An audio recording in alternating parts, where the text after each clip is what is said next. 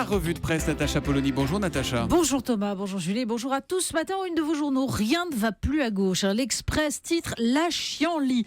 Le Canard enchaîné, valse tragique à l'Elysée, au moins un mort. Bon, et puis ça vous avait manqué. Revoilà les sondages. Le Figaro 2017, Fillon distance le FN, Hollande hors course.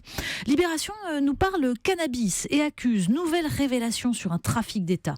Mais il faut surtout saluer l'humanité ce matin qui nous offre 3 pages sur le libéralisme, l'impact de l'homme sur la planète, avec un des plus grands intellectuels américains, Noam Chomsky, la lucidité face aux menaces de notre époque. Bon, moi je vais vous laisser parce que vous allez parler mathématiques. Salut. Exactement, mais oui. Enfin, vous pouvez rester quand même, vous apprendrez. Non, c'est encore une étude internationale qui est vécue comme un coup de tonnerre, comme si chaque fois on découvrait le désastre. Mais au-delà du décryptage des résultats, ce qu'il faut lire dans Le Monde, c'est le constat de ces professeurs d'université sur les élèves qui arrivent en fac de sciences et qui sont incapables de suivre un raisonnement. Ils ne savent plus ce qu'est une démonstration mathématique, disent-ils. On leur apprend à aligner des calculs stéréotypés. De l'avis des 3 professeurs interrogés par Le Monde, l'étude enfonce une porte ouverte. Les professeurs des lycées élitistes, disent-ils, essaient de maintenir un enseignement parallèle en se raccrochant aux anciens programmes de maths. À Louis-le-Grand, par exemple, de septembre à avril, nous préparions les élèves aux études supérieures, puis on les préparait au bac. Mais c'est dès le primaire que tout se joue, explique dans Libération la chercheuse Stella Baruch. Un exemple simple qu'elle donne. On pose un problème à un élève de primaire. Il y a 29 élèves dans une classe, dont 16 garçons. Combien y a-t-il de filles ? L'élève écrit 29 plus 16 égale 45. L'opération est juste, mais pas le raisonnement. Et c'est le travail de réflexion qui n'est pas fait. Question de méthode, de formation des professeurs. Ceux qui réfléchissent à ça, qui produisent des programmes alternatifs et les manuels qui vont avec. Les enseignants, par exemple, du GRIP, le groupe de recherche interdisciplinaire sur les programmes qui sont interviewés par Jean-Paul Brigelli sur le site du Point, sont marginalisés. Dommage quand même pour les élèves. Restera-t-il de la monnaie ? Autre sujet, autre problème. Exactement, les élèves français auront sans doute d'ailleurs du mal à raconter leur monnaie plus tard, mais de toute façon c'est pas grave, elle va disparaître. Libération nous explique que la Suède est en train d'organiser la fin de la monnaie fiduciaire. Plus de billets, plus de pièces.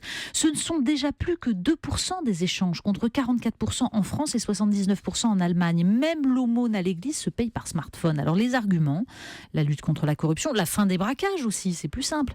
Mais en fait, c'est un formidable moyen de contrôle généralisé, permettant à l'État de taxer et aux entreprises privées de cibler les comportements des consommateurs. Et puis surtout, la fin de l'argent sous le matelas, c'est la possibilité pour les banques de mettre en place des taux d'intérêt négatifs. C'est-à-dire de forcer les épargnants à consommer plutôt que de voir leur pécule diminuer.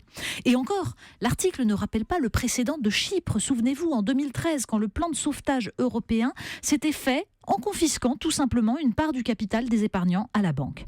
Pensez-y en payant votre café avec votre petite pièce de 2 €, elle va vous manquer. Oui, puis si le serveur est sympa, laissez-lui la monnaie. Braconnage en haute mer à présent. Et oui, savez-vous vraiment quel poisson vous achetez ? Le Parisien pose cette question et nous raconte toutes les ruses des pirates qui écument les fonds marins en truquant les dates de pêche, en ne déclarant pas les espèces ramassées ou en échangeant carrément leur cargaison.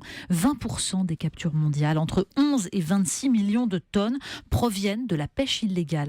Une question à se poser si nous voulons que nos enfants puissent encore manger du poisson. Puisque l'ombre gagne, puisqu'il n'est pas de montagne. Ah non, c'est pas ça, non, pardon. C'est pas Jean-Jacques Goldman. Voilà pour toi, puisque tu pars, mais ce n'est pas du Jean-Jacques Goldman. Cette phrase est en une de 20 minutes et elle illustre la photo d'un revolver. Et oui, vous en parliez dans le journal de 8 heures, celui avec lequel Verlaine a tiré sur Rimbaud dans un hôtel de Bruxelles. Verlaine a fini en prison, Rimbaud est parti écrire Une saison en enfer, ils ne se sont jamais revus et le revolver est aujourd'hui à vendre. Alors en son temps, souvenez-vous, Najat Vallaud-Belkacem s'était plainte que les manuels scolaires s'obstinassent à passer sous silence l'orientation LGBT, disait-elle, de certains auteurs. Pas un élève pourtant n'ignore la relation entre Verlaine et Rimbaud, mais on préférerait qu'il maîtrise un peu mieux le raisonnement mathématique et qu'il sache vibrer à ces vers écrits par Verlaine du fond de sa prison. Qu'as-tu fait, ô toi que voilà, pleurant sans cesse ? Dis, qu'as-tu fait, toi que voilà, de ta jeunesse ? Que les vents te mènent. Oui, non, c'est autre chose. Non, Merci Natacha.